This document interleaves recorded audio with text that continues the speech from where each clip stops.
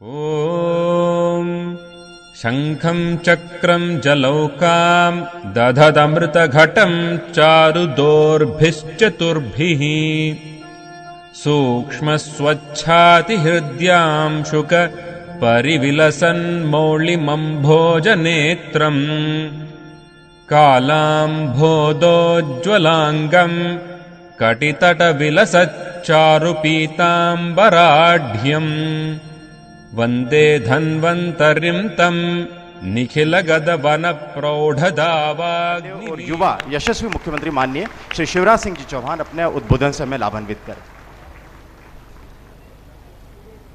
आज इस world Ayurveda conference के उद्घाटन के कार्यक्रम के मुख्य अतिथि, मौलिक चिंतक, राष्ट्रवादी विचारक, सफल प्रशासक, भारतीय संस्कृति के उपासक, उद्भट विद्वान, कई विषयों में जब हमको लगता है कि मुख्यमंत्री के नाते भी मार्गदर्शन किससे लें, तो उनमें सबसे पहले जो नाम याद आते हैं उनमें डॉक्टर मुरली मनोहर जी जोशी। हमारा सौभाग्य है कि वो आज हमारे बीच उपस्थित हैं। मैं आप सबसे आग्रह करना चाहूँगा कि एक बार जोरदार तालियां बजा के डॉक्टर जोशी जी का स्वागत करें, अभिनंदन करें।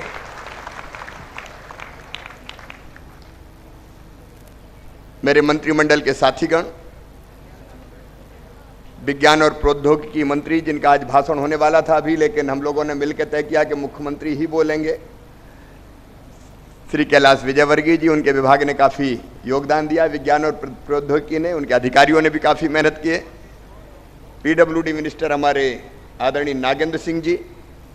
आयुष विभाग हमारे यहाँ एक अलग विभाग है, क्योंकि पूरे स्वास्थ्य विभाग में अगर आयुष को जोड़ दें तो एलोपैथी आयुर्वेद को ढंग से जमने नहीं देती, और इसलिए हमने कहा कि एलोपैथी अलग होगी, आयुर्वेद अलग होगा। इसलिए आयुष विभाग के हमारे मंत्री भाई महेंद्र हरडिया जी, उनका भी उद्बोधन होने वाला था लेकिन बाद में होगा। अब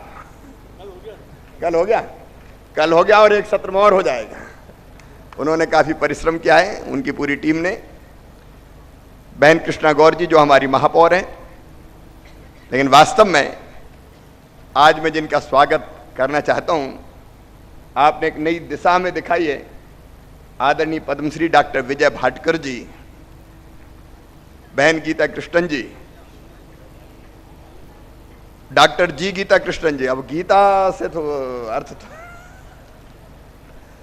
डॉक्टर जी गीता कृष्णन जी, doctor BP Tyagi ji, doctor KR Basu जी, पद्म विभूषण वैद्य देवेंद्र त्रिगुणा जी, लुइस बोरा जी, डॉक्टर एंटोनी जी, डॉक्टर मार्क पॉलन जी, डॉक्टर वैन जी, इतने हमारे अतिथि पधारे हैं कि मैं तो सचमुच में मध्य प्रदेश को धन्य मानता हूं।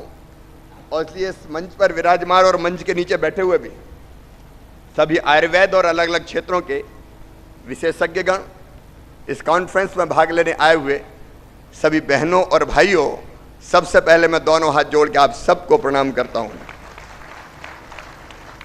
भारत की परंपरा है अतिथि देवो भवः की परंपरा। मेहमान हमारे लिए भगवान जैसा होता है, गेस्ट इज गॉड। और मेहमान जो हमारा होता है वो जान से प्यारा होता है। पूरी दुनिया से आप मध्य प्रदेश की राजधानी भोपाल में आए हैं, मैं आप सभी का हृदय से स्वागत करता हूं। केवल अपनी ओर से नहीं, मध्य प्रदेश की 7.5 करोड़ जनता की ओर से हृदय से स्वागत करता हूं, अभिनंदन करता हूं उस मध्य प्रदेश की ओर से जो कभी बीमारू राज्य कहलाता था, जो कभी पिछड़ा राज्य कहलाता था।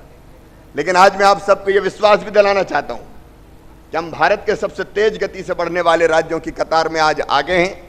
संचालक महोदय बता रहे थे 18% हमारी एग्रीकल्चर ग्रोथ है, प्राइमरी सेक्टर की ग्रोथ 16.9% है, जनरल जो हमारी ग्रोथ है 12% है। लेकिन मैं केवल ग्रोथ को विकास का पर्याय नहीं मानता। जब तक विकास का प्रकाश आम आदमी के जीवन में ना आए और सब क्षेत्रों में ना जाए, वो विकास बेमानी है। और इसलिए विकास का एक नया पैमाना भी हमने बनाया है। हम अगर एग्रीकल्चर ग्रोथ रेट 18% तक ले जा रहे हैं तो केवल केमिकल फर्टिलाइजर के प्रयोग की वकालत नहीं करते, हम जैविक खेती का आग्रह भी कर रहे हैं बहनों और भाइयों। ऑर्गेनिक फूड आज जरूरी है। हम अगर चिकित्सा की व्यवस्थाएं सारी ठीक करना चाहते हैं तो हम केवल एलोपैथी की आज बात नहीं करते। हमने मध्य प्रदेश में तय किया है और कई अस्पतालों में हमने प्रयोग को क्रियान्वित भी कर दिया है कि एलोपैथी के साथ साथ आयुष के, आयुर्वेद के अलग अलग औषधालय तो होंगे, लेकिन जहां जहां एलोपैथी के चिकित्सालय हैं वहां एक विंग आयुष भी होगी, उसके डॉक्टर भी बैठेंगे और इलाज करने का काम करेंगे। अगर हम ऊर्जा की बात करते हैं तो केवल परमाणु ऊर्जा की बात नहीं करते, केवल थर्मल पावर प्लांट लगाने की बात नहीं करते, हम सौर ऊर्जा की, हम सोलर एनर्जी की बात कर रहे हैं, हम विंड एनर्जी की बात कर रहे हैं, हम बायोमास की बात कर रहे हैं, क्योंकि हमारी चिंता यह है कि प्रकृति का शोषण करके आज ये सब निकाल लें तो आने वाली दुनिया हम कैसी, हमारे जो आने वाली पीढ़ियां उनके लिए कैसी दुनिया छोड़ेंगे। हमें केवल हमारी नहीं, आने वाली पीढ़ियों की भी चिंता है बहनों और भाइयों। और इसलिए विकास की वो दिशा जो आने वाली पीढ़ियों के लिए भी दुनिया को बेहतर छोड़ के जाए, उस दिशा को हमने अपनाने का फैसला किया है। उस दिशा में तेज गति से मध्य प्रदेश बढ़े, ये लगातार हमारी कोशिश रहेगी। वैसे तो भारत का ज्ञात इतिहास है 5000 साल पुरानी, ये तो ज्ञात इतिहास है। जब पश्चिम के देशों में सभ्यता के सूर्य का उदय भी नहीं हुआ था, तब भारत में वेदों की ऋचाएं लिख दी गई थी, रच दी गई थी। 4 वेद आप सब जानते हैं, मैं उसके विस्तार में नहीं जाऊंगा, चाहे वो ऋग्वेद हो, यजुर्वेद हो, सामवेद हो, अथर्ववेद हो, लेकिन हमारे यहाँ 5वां वेद माना गया आयुर्वेद। मनुष्य से अगर पूछा जाए कि तुम क्या चाहते हो तो 2 इच्छाएं सबकी होती है। एक, सब जीना चाहते हैं, कोई मरना नहीं चाहता। 100 साल की उम्र भी हो जाए और यमदूत लेने आए तब भी कहते हैं कि नहीं 5-10 साल जरा और एक आध पीढ़ी देख लेने दो। कोई कभी मरना नहीं चाहता, हम जीना चाहते हैं। ये स्वाभाविक नैसर्गिक इच्छा है हमारी। जीना तो चाहते हैं, लेकिन कैसे जीना चाहते हैं? तो फिर दूसरी बात यह कि हम सुखी जीवन चाहते हैं, दुखी होकर कोई नहीं जीना चाहता। अगर शरीर रोगी हो जाए, बीमार हो जाए, और कई बार तो बीमार की हालत ऐसी होती है कि वही भगवान से प्रार्थना करता है कि भगवान अब सहा नहीं जाता, अब तो उठा ले तू, मुझे नहीं चाहिए ऐसी दर्द भरी जिंदगी। और कई बार परिजन कहने लगते हैं, माता पिता के लिए कई बार बेटा बहू कहने लगते, चाहते हैं सुखी जीवन। और सुखी जीवन की सबसे प्रमुख सीढ़ी, अगर पहली सीढ़ी है और कोई आधार है, तो हमारे यहाँ कहा गया पहला सुख निरोगी काया। शरीर स्वस्थ रहना चाहिए। अगर शरीर स्वस्थ है तो बाकी सब चीजें मनुष्य कर पाएगा। शरीर अगर स्वस्थ नहीं है तो फिर बाकी कोई भी, शरीरम आद्यम खलु धर्म साधनम हमारे यहाँ कहा गया है। शरीर ही सभी सब धर्मों का पालन करने का माध्यम हमारा। अगर शरीर स्वस्थ नहीं होगा तो फिर बाकी चीजें भी मनुष्य कर नहीं सकता। मैं स्वामी विवेकानंद जी को पढ़ रहा था, मैंने एक प्रसंग पढ़ा। एक दुबला पतला नौजवान स्वामी विवेकानंद जी के पास आया और स्वामी विवेकानंद जी से कहा कि स्वामी जी जरा हमें आत्मा समझाइए, परमात्मा समझाइए, हम गीता जी को जानना चाहते हैं, गीता जी में है क्या? तो स्वामी जी ने ऊपर से लेकर नीचे तक पहले उसे देखा, फिर कहा देखो जरा सामने के मैदान में क्या हो रहा है। नौजवान ने सामने के मैदान में देखा और कहा कि कुछ लड़के फुटबॉल खेल रहे हैं। तो स्वामी जी ने कहा कि पहले जाओ मैदान में जाके फुटबॉल खेलो, जब खेल के तुम्हारा शरीर स्वस्थ हो जाएगा तो स्वस्थ शरीर से तुम्हें आत्मा भी समझ में आएगी, परमात्मा भी समझ में आएगा। नायम आत्मा बलहीनेन लभ्या, जिसके शरीर में ही ताकत नहीं है वो आत्मा परमात्मा को क्या, वो साधारण सुखों को भी प्राप्त नहीं कर सकता। और इसलिए सबसे पहला सुख अगर कोई है तो वो सुख यही है कि शरीर स्वस्थ रहे। अब शरीर स्वस्थ रहे कैसे, इसके बारे में बहुत विशद और विस्तार से विचार हुआ है। एक हमारी सबसे पुरानी अगर हमारी पद्धति है, चिकित्सा की पद्धति, इलाज की पद्धति, तो वो पद्धति है आयुर्वेद। और मैं आज डॉक्टर भाटकर जी, आपको, डॉक्टर वासु जी को, डॉक्टर गीता जी को, बाकी सभी मित्रों को मैं ये विश्वास दिलाना चाहता हूं कि हम केवल ये कॉन्फ्रेंस करके चुपचाप नहीं बैठेंगे। मैं तो चाहता हूं कि आप आयुर्वेद के प्रयोग को विश्व मानवता के लिए कीजिए और मध्य प्रदेश को प्रयोग भूमि बनाइए। यहाँ की सरकार आपके साथ कदम से कदम और कंधे से कंधा मिलाकर चले। क्योंकि मैं बचपन से ये जानता हूँ, मैं तो गांव में पैदा हुआ, एक छोटे से गांव में। हम लोग जब बचपन में बीमार होते थे तो सबसे पहले हमको एक चूर्ण दिया जाता था, फकी जिसको हमारी भाषा में हम बोलते थे।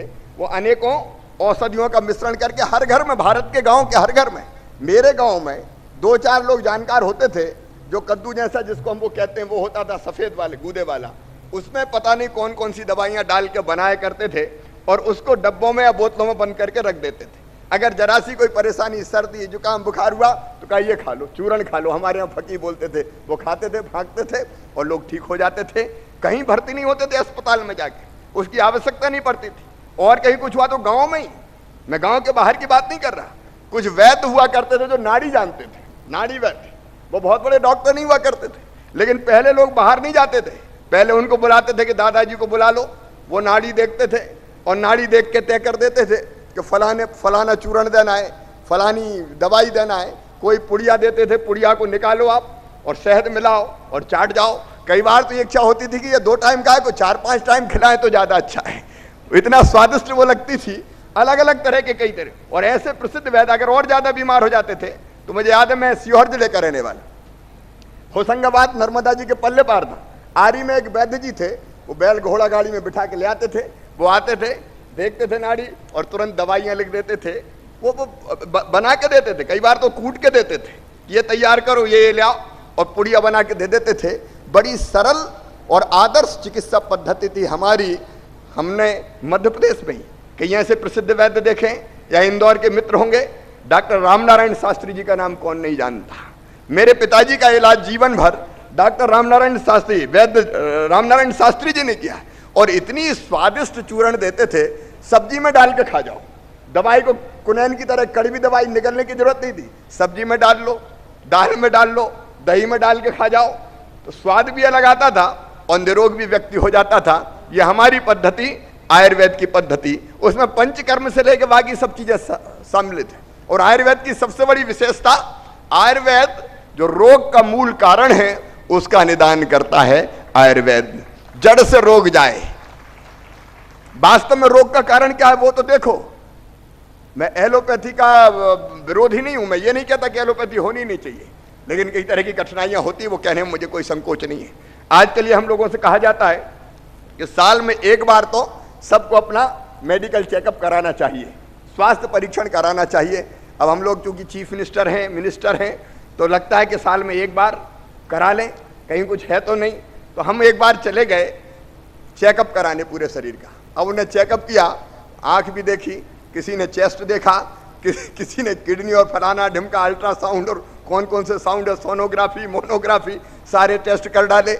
और सारे टेस्ट जो करे वो 2-3 दवाइयाँ लिख दें। अब जब मैंने सारी दवाइयाँ जोड़ी, जब पूरा चेकअप हो गया तो दवाइयों की संख्या 26-27 हो गई। अब जो मुख्य एग्जामिनर थे उनके पास गया मैं कि साहब दवाइयों इतनी लिख दी, मैं वैसे तो बीमार नहीं हूं, लेकिन मुझे पूरा विश्वास है कि ये सब दवाई अगर मैंने खा ली तो मैं जरूर बीमार हो जाऊंगा।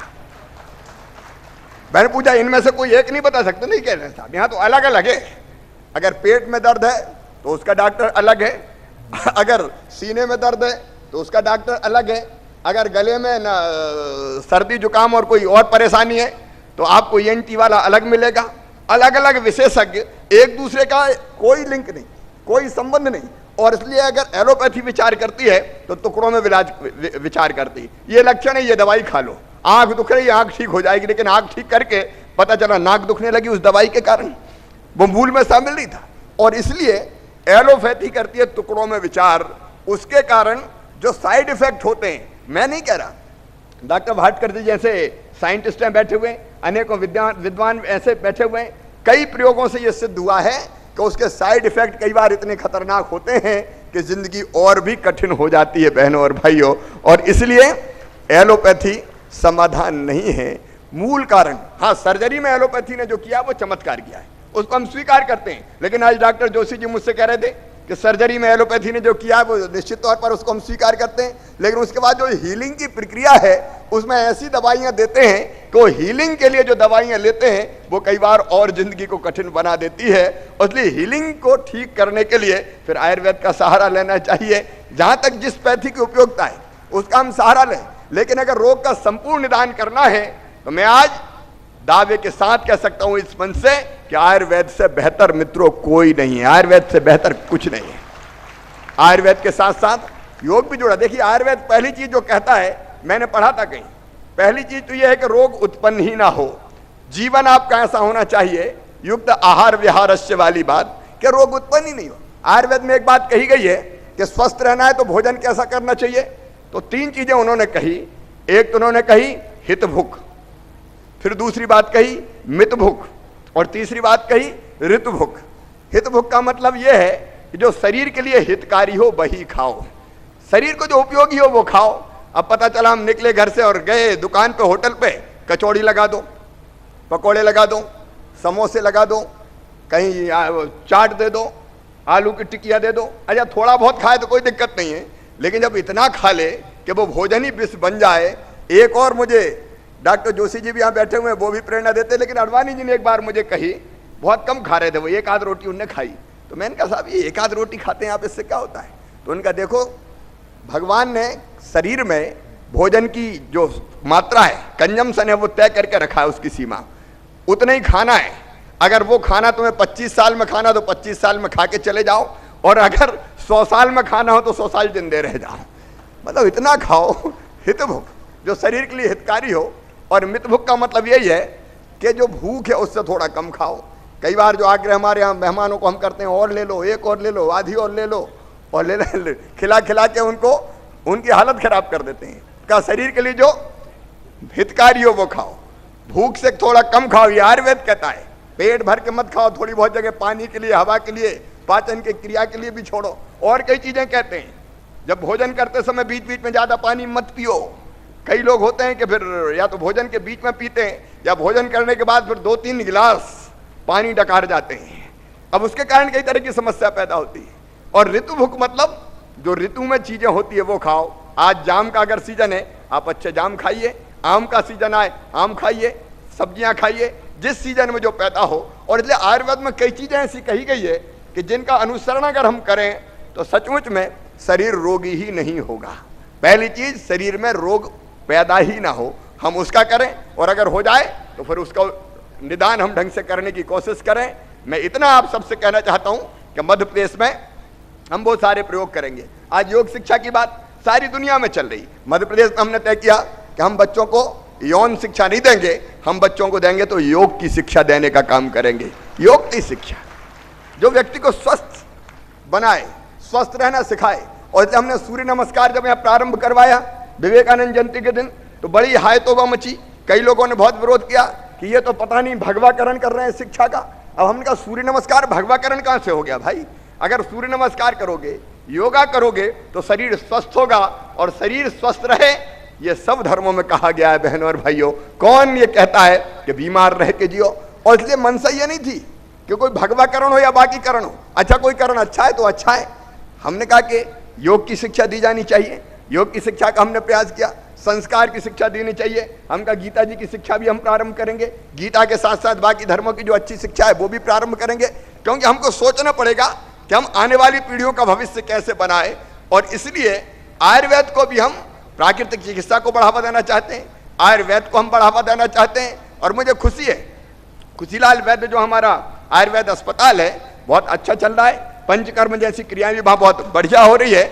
लगातार उसमें और सुधार की जरूरत है, वो सुधार हम न केवल उसमें बल्कि बाकी अस्पतालों में भी करने का लगातार प्रयास करते रहेंगे। और सचमुच में हमारे यहाँ मध्य प्रदेश में एक विशेषता और है, जैव विविधता का खजाना है, बायोडाइवर्सिटी, जैव विविधता की। सतपुड़ा और विंध्याचल के हमारे पर्वत श्रेणी मालाओं में इतनी प्रकार की वनस्पति मिलती है। हमारे यहाँ तो बैगा समाज जो आदिवासियों में सबसे गरीब माने जाते हैं, बैगा आदिवासी, उनमें वैद्य मिलते हैं।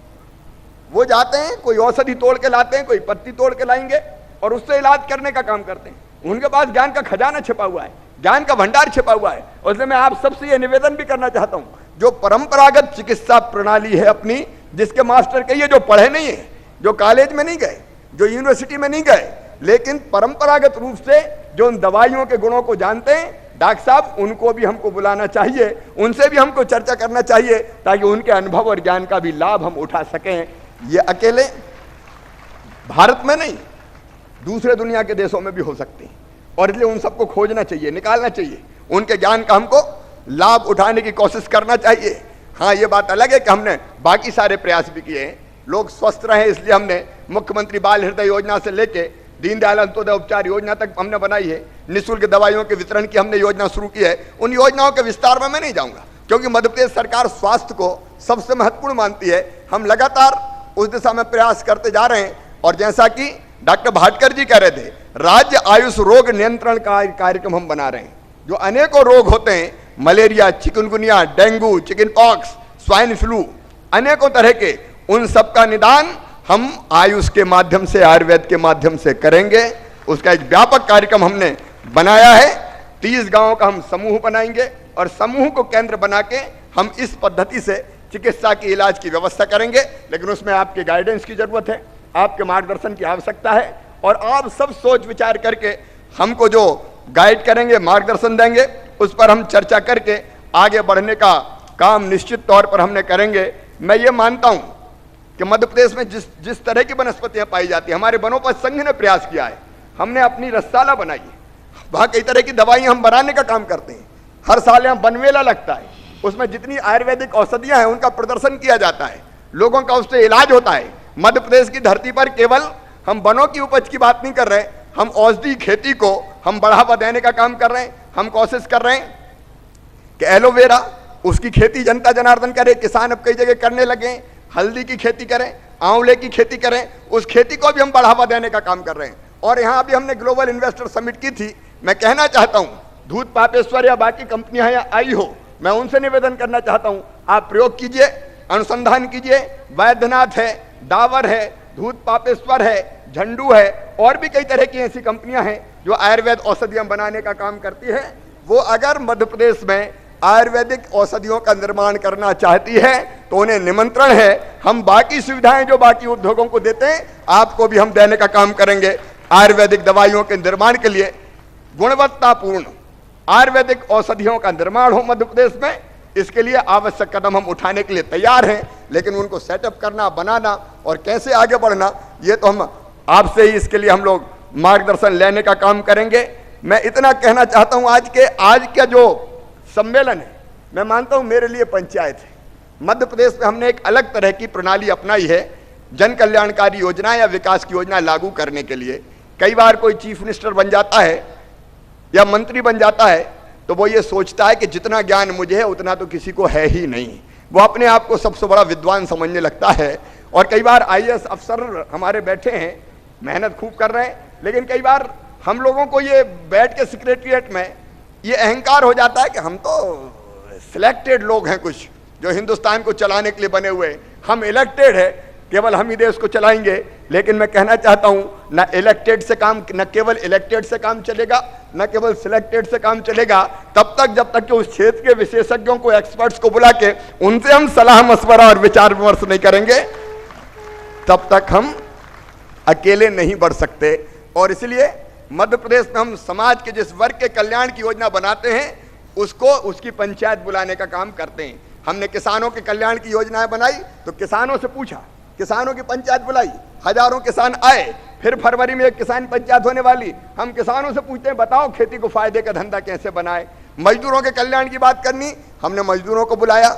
हमारी बहनों का कल्याण करना है, माताओं बहनों और बेटी सेव गर्ल चाइल्ड, अगर कोई मूवमेंट चलाना है, बेटी बचाओ अभियान, तो वो महिला पंचायत में से निकला। लाडली लक्ष्मी योजना निकली तो महिला पंचायत से निकली। हमको अगर आर्टिजन का भला करना है, बढ़ई लोहार कुमार सुनार, तो उनको बुला के हम बात करते हैं। समाज के जिस वर्ग का कल्याण हो उस वर्ग की पंचायत बुलाते हैं, उसके विशेषज्ञों से बात करते हैं। जमीन पर जो काम कर रहा है वो वैद्य हो चाहे और छोटा कर्मचारी हो, उसके मन में भी अगर कोई सुझाव है तो उस सुझाव को भी नोट करते हैं और नोट करने के बाद उसको एग्जामिन करते हैं और उसके आधार पर उस वर्ग के कल्याण की योजना बनाते हैं। मेरे सभी बहनों भाइयों से मैं निवेदन करना चाहता हूं, ये मेरे लिए आयुर्वेद पंचायत है। ये जितने लोग आप बैठे हैं, आयुर्वेद पंचायत।